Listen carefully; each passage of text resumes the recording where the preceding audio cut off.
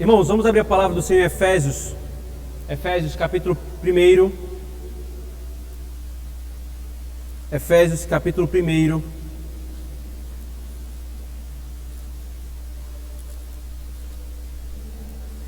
Versículo 1. O tema, irmãos, dessa nossa segunda palestra, que será uma exposição dessa feita, é a Trindade e o Evangelho.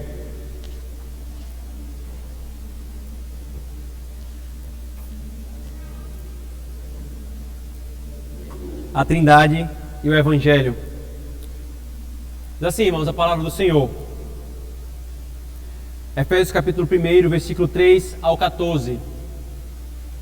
Bendito o Deus e Pai de nosso Senhor Jesus Cristo, que nos tem abençoado com toda sorte de bênção espiritual nas regiões celestiais em Cristo, assim como nos escolheu nele, antes da fundação do mundo, para sermos santos e irrepreensíveis perante ele, e em amor nos predestinou para ele, para a adoção de filhos, por meio de Jesus Cristo, segundo o beneplácito de sua vontade, para o louvor da glória de sua graça, que ele nos concedeu gratuitamente no amado, no qual temos a redenção pelo seu sangue, a remissão dos pecados, segundo a riqueza de sua graça, que Deus derramou abundantemente sobre nós, em toda a sabedoria e prudência, desvendando-nos o mistério da sua vontade, segundo o seu beneplácito que propusera em Cristo, de fazer convergir nele, na dispensação da plenitude dos tempos, todas as coisas,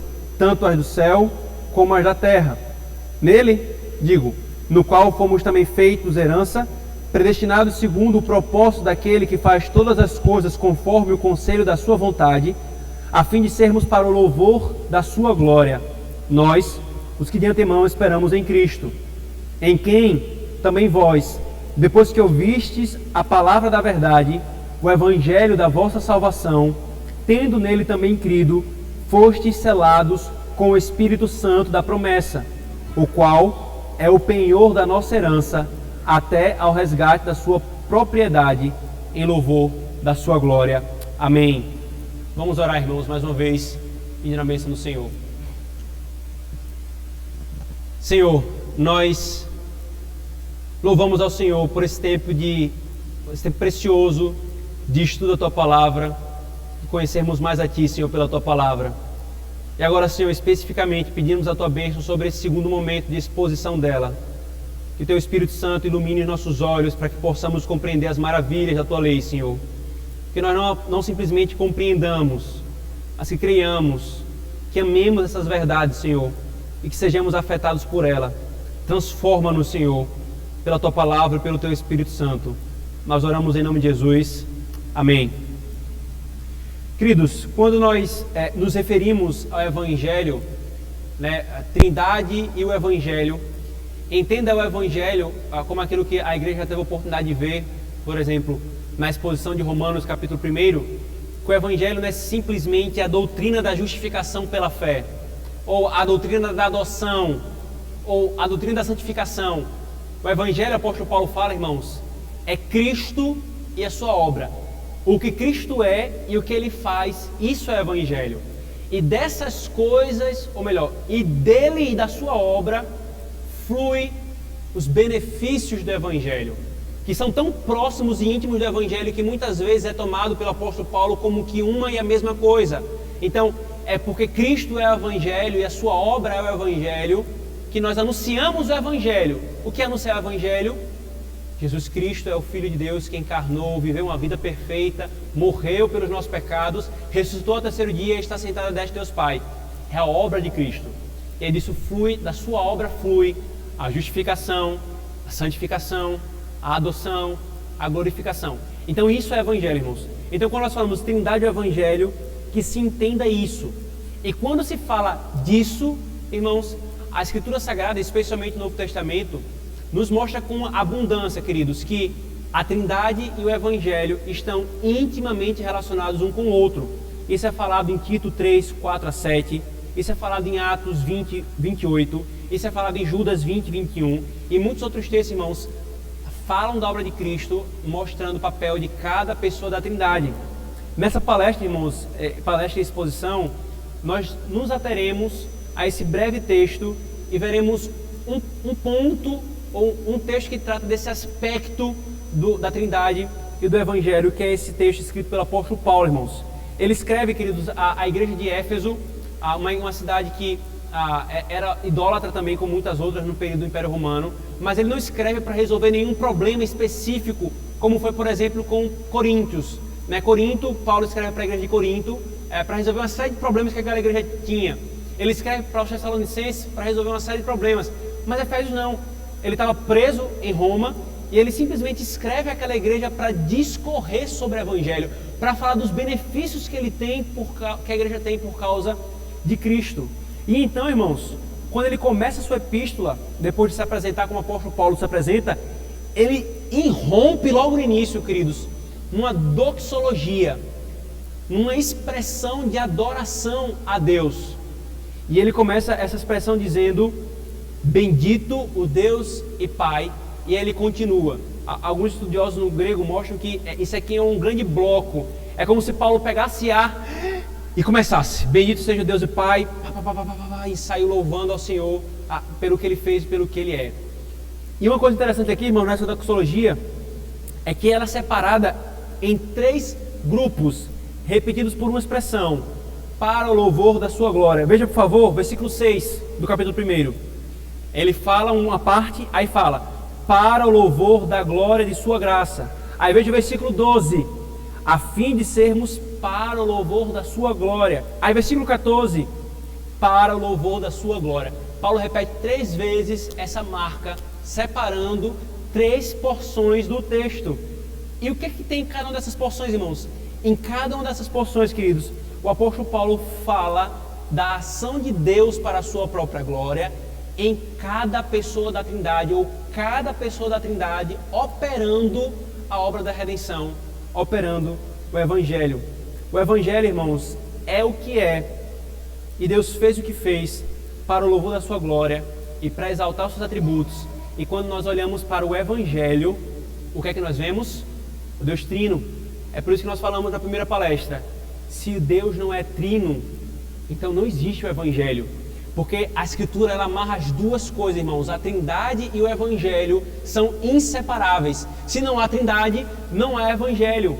Se há o Evangelho, tem de haver a Trindade. Esse texto aqui, irmãos, cada uma dessas porções, Deus é o sujeito, enfatizando uma pessoa da Trindade. Deus Pai, ele age em todas as porções. Em algumas delas o Filho é o mediador, é o meio pelo qual Deus age. Em outras o Espírito é o instrumento, mas cada pessoa da Trindade está associada à obra. E esse texto, queridos, é riquíssimo, é riquíssimo. Se Deus nos dá a graça de chegarmos na exposição sequenciada de Efésios, nós vamos ver, irmãos, porção por porção, tão rico é esse texto. Porém, queridos, para o intuito do que nós queremos hoje à noite meditar sobre a Trindade do Evangelho, fazermos uma passagem panorâmica por esse texto vai ser de suficiente tamanho para suprir essa nossa necessidade. Então nós veremos brevemente o Pai, brevemente o Filho, e eu vou me ater um pouco mais na obra do Espírito, no tocante à obra dele no Evangelho, e nós vamos para um 4º ponto, que é o ponto que permeia todo esse texto. Se você foi atento na leitura, você vai ter percebido. Então, primeiramente, irmãos, vejamos o Pai, do versículo 3 ao versículo 6, que diz: bendito o Deus e Pai de nosso Senhor Jesus Cristo, que nos tem abençoado com toda sorte de bênção espiritual nas regiões celestiais em Cristo, assim como nos escolheu nele antes da fundação do mundo, etc. Queridos, como que foi dito, o apóstolo Paulo, ele fala nesse texto uma doxologia, uma adoração a Deus, ao Deus Trino, e ele começa: bendito o Deus e Pai de nosso Senhor Jesus Cristo. E claramente aqui, irmãos, o apóstolo está se referindo ao Pai, porque ele cita a propriedade pessoal que distingue o Pai das outras pessoas. Ele é o Pai de nosso Senhor Jesus Cristo. Então, bendito seja o Pai. Aí ele continua: ele que gerou o Filho. Então, irmãos, o apóstolo Paulo informa qual é a obra da Trindade, ou melhor, qual é a obra de Deus Pai que ele está louvando, ou por qual obra ele está louvando a Deus Pai. Aí ele fala aqui no versículo 4: ele louva a Deus Pai, ou Deus Pai é louvado por causa da obra da eleição. Veja o versículo 4, o apóstolo Paulo fala, ele nos escolheu nele. O versículo 5, ele nos predestinou, e isso é repetido mais à frente, irmãos. Aqui, queridos, essa é a obra que ele está louvando, essa é a obra do Pai no Evangelho. O Pai é aquele que elegeu e que predestinou homens para serem alcançados pelo Evangelho. E aí ele coloca uma série de informações aqui, irmãos, ao redor desse ponto. Primeiro, ele fala que esse Deus que, pelo tempo verbal aqui no grego, irmãos, ele diz que esse Deus nos elegeu e que essa eleição é as bênçãos espirituais que nós temos recebido em Cristo. É uma dessas bênçãos, quando ele fala, bendito seja o Pai que nos tem abençoado com toda sorte de bênçãos espirituais nas regiões celestiais em Cristo, assim como nos elegeu. O trocadilho que Paulo fala aqui no tempo, irmãos, no grego, ele está mostrando o seguinte, que a bênção da eleição, que a eleição é uma bênção do Evangelho, é o que está associado ao que o Pai faz, no Evangelho. Ainda, irmãos, ele diz quando foi essa obra do Pai. Ele nos elegeu, veja o versículo 4, nos elegeu nele, e esse nele aqui, irmãos, é em Cristo, antes da fundação do mundo. Ou seja, irmãos, antes da criação, Deus estabeleceu o número dos eleitos, e esse número não varia nem para mais nem para menos. Depois o apóstolo Paulo fala qual é o propósito dessa eleição. Ele diz, para sermos santos e irrepreensíveis perante Ele, para sermos dele, para pertencermos a Deus, depois, para sermos adotados como filhos dele, e por último, o que é repetido em toda a perícope, para o louvor da sua glória. 4 propósitos que Deus visava, irmãos, na eleição. Ou seja, irmãos, e aqui é até importante fazer esse parênteses aqui, diferentemente de alguns que se opõem à doutrina da predestinação, dizendo que, se ela for verdadeira, então os homens eles vão viver a vida como querem, né? Eu sou eleito, então eu vou viver como quero. Não, o apóstolo Paulo está dizendo, a eleição é exatamente para que os homens caminhem em santidade. A marca de que uma pessoa ela foi chamada por Cristo, ela foi alcançada pelo Evangelho, é o desejo e a busca pela santidade. Não é perfeição, mas ele foi chamado para isso, ele foi escolhido para isso. E aqui também há uma diferença do que talvez a maioria de vocês ouviram no curso do ensino médio, né? Que o calvinismo dizia que a marca da eleição é a prosperidade financeira e econômica. Em canto algum, a Escritura ensina isso, irmãos. A marca disso, o apóstolo Paulo está falando, é a santidade. É caminharmos em santidade, é a santificação. E aí ele fala, irmãos, qual é a motivação de tudo isso? A motivação da eleição do Pai, pelo qual ele é louvado, não é a escolha do homem. Não foi porque ele viu no futuro que o homem ia crer e então fez. Paulo repetiu diversas vezes. Ele fez o que fez. Veja o versículo 5. Ele nos predestinou para ele, para a adoção de filhos, por meio de Jesus Cristo, segundo o beneplácito da sua vontade. Qual foi o critério? O critério não foi rico, pobre, a etnia negra, a etnia amarela, a etnia branca. Não, foi a sua vontade, a sua livre vontade, o seu livre amor sendo derramado entre os homens. Em amor, o apóstolo Paulo fala isso. Segundo a sua vontade, ele faz isso. E então, irmãos, vem o Filho. Veja o versículo 7, no qual, no Filho, ele acabou de se referir a Cristo, então, no qual, em Cristo, temos a redenção pelo seu sangue, a remissão dos pecados, segundo a riqueza da sua graça, que Deus derramou abundantemente sobre nós, em toda a sabedoria e prudência, desvendando-nos o mistério da sua vontade, segundo o beneplácito que propusera em Cristo, de fazer convergir nele, na dispensação da plenitude dos tempos, todas as coisas, tanto as dos céus como as da terra. Nele, digo, no qual fomos feito herança, predestinados segundo o propósito daquele que faz todas as coisas conforme o conselho da sua vontade, a fim de sermos para o louvor da sua glória, nós os que de antemão esperamos em Cristo. Aqui, irmãos, Paulo ele vai falar da obra do Filho, mas perceba que ele fala da obra do Filho, falando do que o Pai fez por meio do Filho. Então, a ênfase aqui nesse segundo bloco é a segunda pessoa da Trindade, é Deus Filho encarnado, mas o que o Pai fez por meio dele. Então, é pelo sangue de Cristo que nós temos a remissão que o Pai providenciou. O Pai propôs isso em Cristo e Cristo executou. Então, a ênfase cai no Filho, nesse ponto aqui, irmãos, como sendo por meio de quem o Pai operou o que operou. E o mesmo será feito com o Espírito, irmãos. Sendo assim, queridos, Paulo diz que nós temos, pelo sangue de Cristo, a remissão dos pecados. Nós temos, por meio de Cristo, derramada abundante graça. Por meio de Cristo, nós recebemos a revelação do Evangelho. Por meio de Cristo, o apóstolo Paulo fala, nós temos a interpretação da história. Em Cristo, nós somos feitos herdeiros de Deus. Deus Filho, irmãos, é aquele que é enviado do Pai para operar a remissão dos pecados, a redenção, a fim de trazer e salvar os eleitos do Pai. Mas há uma coisa, irmãos, sobre o Filho, que eu só vou falar no final, que esse texto nos fala, que ele permeia todas as coisas em cada obra de cada pessoa. O Filho aparece na obra do Pai, o Filho aparece na obra dele mesmo, e o Filho aparece na obra do Espírito. Então, esse é o ponto importante. Então vamos para o terceiro momento, que é o Espírito. Veja o versículo 13 e 14, por favor.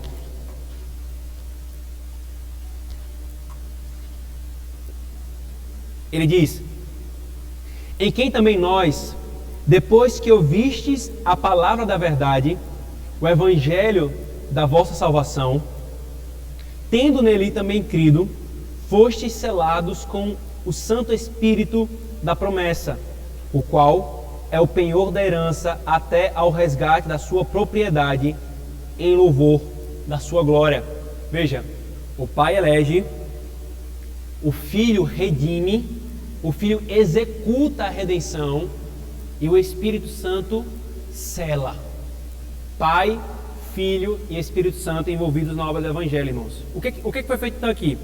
Vocês foram selados, Paulo fala, tendo ouvido o Evangelho da salvação, tendo crido neles. Primeiro, irmãos, perceba uma coisa importante aqui também, em termos de parêntese do tema. Paulo ele começa falando o seguinte: depois que vocês ouviram a palavra da verdade, quando vocês creram, vocês foram selados. O que o apóstolo Paulo está falando aqui, irmãos? Eu não quero entrar no mérito do tempo, de uma coisa da outra, mas o ponto é, Paulo está mostrando que é inseparável a pregação da fé, do ser selado com o Espírito, do pertencer ao Espírito, né? Do tudo que se vai significar aqui a selagem do Espírito Santo, irmãos. A obra redentora e santificadora do Espírito Santo, irmãos, o apóstolo Paulo está nos ensinando, está intimamente ligada com a pregação da palavra. Não tem como separar, irmãos, uma coisa da outra. Não há como dissociá-las. Tentar separar o Espírito da palavra é como querer separar do sol a sua luz e o seu calor. É inseparável. Paulo fala, o selo do Espírito, vocês virem a crer, está intimamente ligado com a pregação da palavra, a centralidade na Escritura. Espírito e palavra, irmãos, são inseparáveis. Como John Owen falou, aquele que separa completamente o Espírito da palavra deve também desprezar a Bíblia. Porque quem foi que inspirou a palavra? O Espírito Santo, para agir por meio da Escritura Sagrada, para que quando a Escritura seja exposta, irmãos, o Evangelho seja proclamado, o nosso coração seja quebrado pela palavra e não por argumentos humanos. Portanto, irmãos, se você quer ser fiel a Cristo na pregação do Evangelho, não tente usar artifícios carnais para conduzir alguém à fé. O apóstolo Paulo é claro, Romanos capítulo 10, a fé vem pelo ouvir e ouvir a pregação do Evangelho. A fé não vem por peças teatrais que você faz e as pessoas vão ser tocadas, não.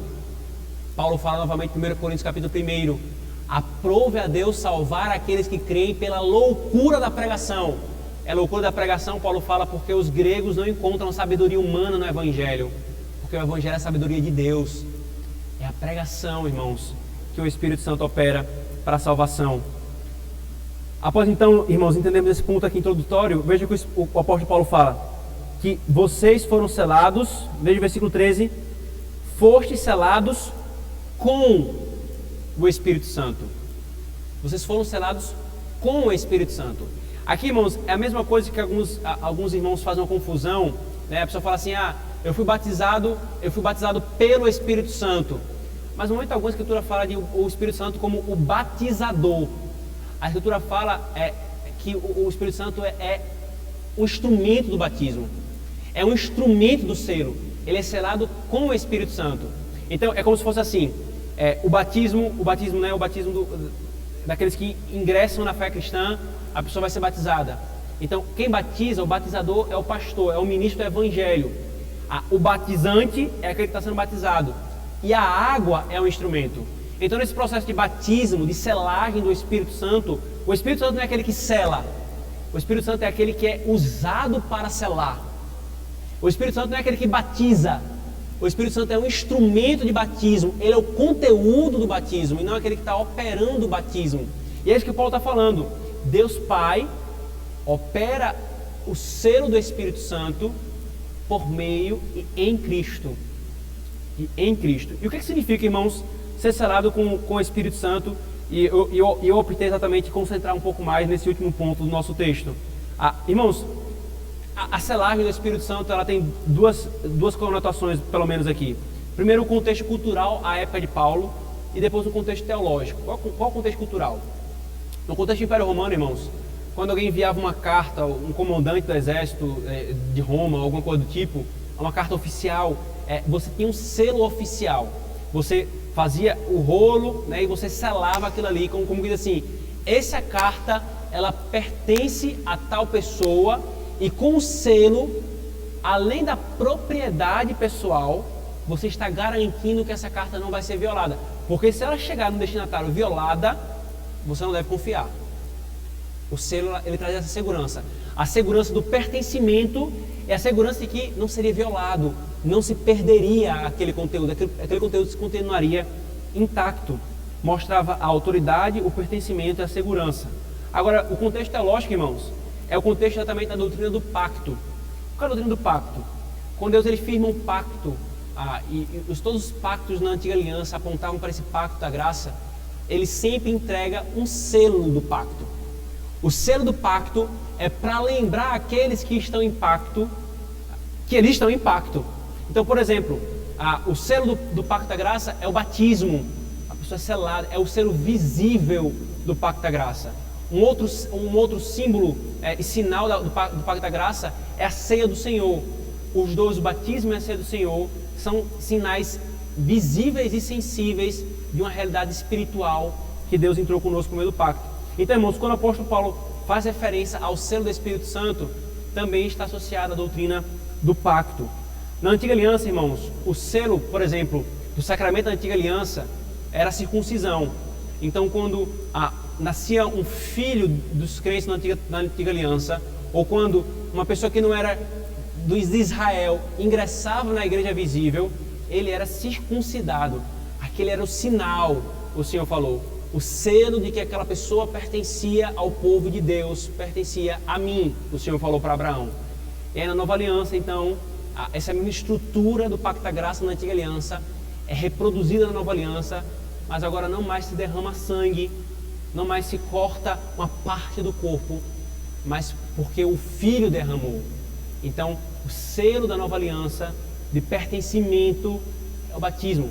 Então, irmãos, provavelmente o que o apóstolo Paulo está se referindo aqui, o selo do Espírito Santo, faz alusão a uma realidade espiritual. Nós somos espiritualmente selados com o Espírito Santo.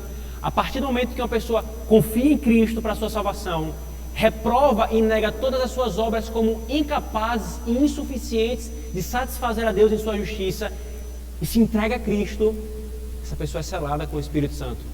E qual é a manifestação visível desse selo? É o batismo. O batismo é o aspecto visível. A pessoa ela está pertencendo agora a Deus, pertencendo agora à igreja. E é nesse sentido, então, irmãos, que o selo do Espírito Santo, entendendo esse contexto geral, a sua obra no Evangelho, o selo do Espírito Santo, irmãos, está ligado à segurança. Eu selei você, você vai chegar até o fim. Essa carta não vai ser violada, essa carta não vai ser perdida. O meu selo é a garantia de que você chegará até o fim. Além disso, irmãos, o selo é: você pertence a mim. Quando eu selei você com o Espírito Santo, Deus fala: você agora não pertence a você mesmo. Os crentes que são selados com o Espírito Santo, eles não devem abrir a boca para dizer meu corpo, minhas regras. Mas eles vão abrir a boca para falar o que Paulo fala em 1 Coríntios capítulo 6. Meu corpo é templo do Espírito Santo. Eu sou selado com o Espírito Santo. As regras é dele. E ainda, irmãos, além de tudo isso, ele nos traz a confirmação de um relacionamento pactual. Quando eu pertenço a ele em selo, eu estou em relacionamento pactual com ele.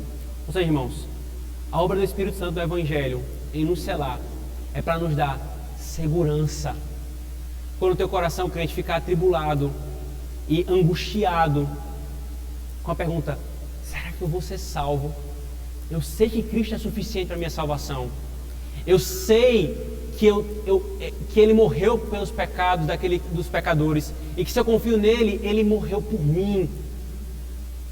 Ele morreu por mim. Mas às vezes o coração do crente vai ficar atribulado, muitas vezes por pecados que são negligenciados e não são mortificados, e vem a insegurança. O selo do Espírito Santo, irmãos, é para nos lembrar: a sua salvação, ela não está fundamentada no que você faz, mas em Cristo. Você tem que correr para Ele. Mas aí, querido, para que os hipócritas não se enganem e pensem assim: se tem o selo do Espírito Santo, então vou viver como eu quero, né? Não. O selo do Espírito Santo é para te lembrar também que você não pertence a você mesmo. Não é para você pensar assim: eu tenho a segurança, agora eu vou fazer o que eu quero da minha vida. É para te lembrar que se agora você está selado, você pertence a Ele. Você deve conduzir a sua vida em cada aspecto segundo o que Ele fala em sua palavra. Segundo o que Ele fala em sua palavra. Aqueles que não creem em Cristo e não confiam nele para a sua salvação, eles não são selados com o Espírito Santo.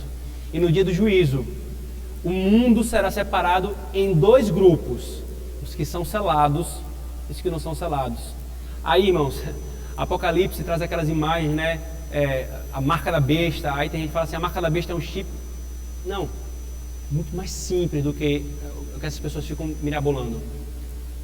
A marca de Deus é aqueles que são crentes em Cristo, que foram selados com o Espírito, que caminham fundamentando a sua vida não segundo a sua vontade e o seu coração, mas segundo a palavra de Deus. Esses têm a marca de Cristo, esses são selados com o Espírito. A marca da besta, aí João fala em Apocalipse, eles são marcados na cabeça, na testa e nas mãos. Qual é a imagem que João quer trazer, irmãos? Eles pensam de uma forma ímpia, eles agem de uma forma ímpia. O selo neles mostra isso. A maneira como eles vivem, eles pensam, eles falam, eles conduzem a sua vida, mostra essa distinção. E no último dia, irmãos, será posta também essa distinção que a Trindade estabeleceu: os que são selados e os que não são. Uns ouvirão: apartai-vos de mim, malditos, como Cristo fala no Evangelho de Mateus. Outros ouvirão: vinde, benditos de meu Pai, vinde vós que sois selados.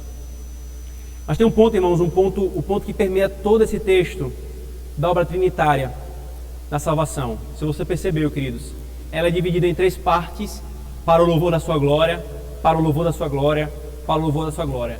Mas tem uma coisa, irmãos, que passa por todo o texto. Veja, por favor, versículo 3.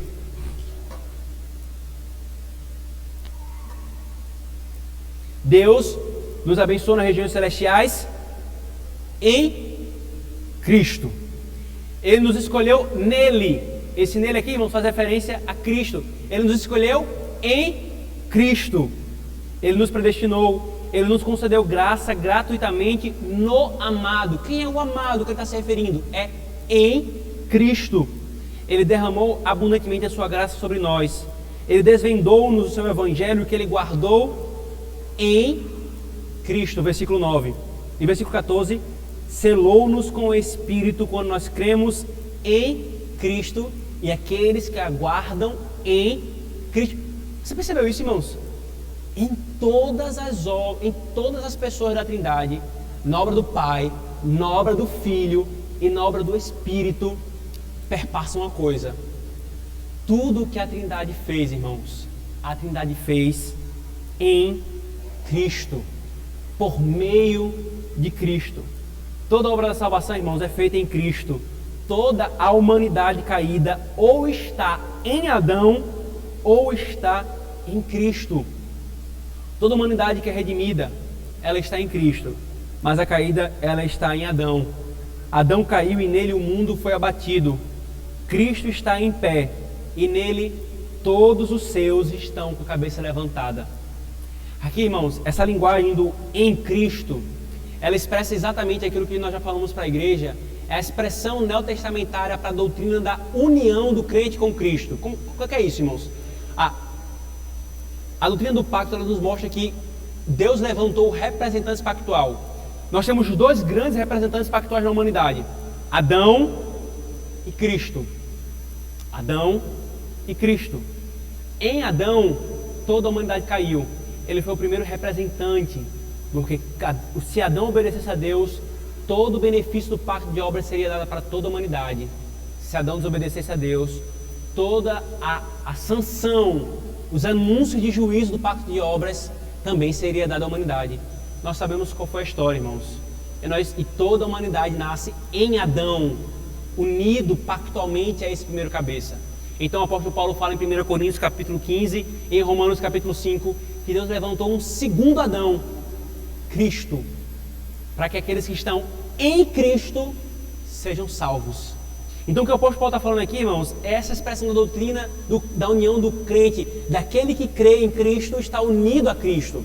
É por isso que, por exemplo, irmãos, que o apóstolo Paulo fala em Colossenses capítulo 3, vocês foram mortos na cruz com Cristo. Aí você fala assim, mas eu não estava lá. Mas porque você estava unido pactualmente com Ele, aquele que crê nele. Aí Paulo continua, vocês estão assentados nas regiões celestiais com Cristo. Mas nós estamos aqui. Mas por que o apóstolo Paulo fala isso? Porque a igreja, os que creem nele, estão unidos a Ele. E a mesma verdade, irmãos, é repetida em todo o Novo Testamento. O ponto aqui, irmãos, é que toda a obra da Trindade em favor do seu povo é feita por meio de Cristo e em Cristo.